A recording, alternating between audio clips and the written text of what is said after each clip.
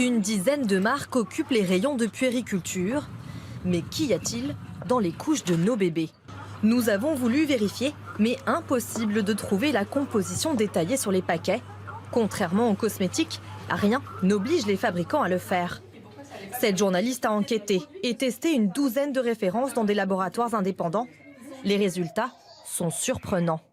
Le voile qui est au contact des fesses du bébé, ce n'est pas du coton, comme on pourrait le penser, c'est du plastique.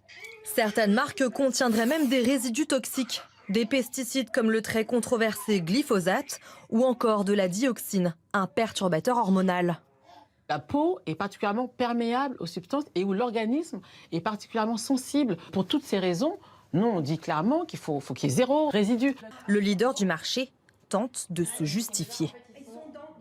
Ces résidus ont été trouvés à l'état de trace et nous ne les ajoutons pas à nos produits. Nous ne les ajoutons pas, ils sont présents dans l'environnement.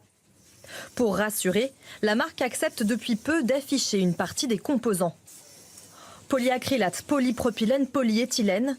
Derrière ces noms scientifiques se cachent des dérivés du pétrole. C'est du plastique.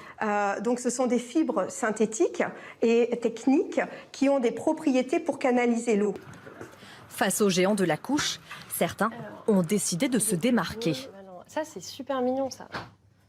Depuis 6 mois, cette start-up française vend sur Internet des couches par abonnement et affiche très clairement leur composition.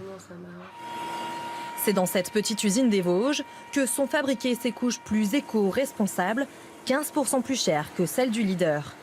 Ici, pas de lotion ni de produits irritants. Et à l'intérieur...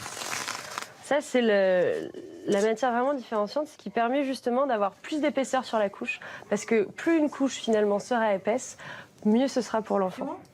De quoi permettre aussi une absorption proche des couches classiques.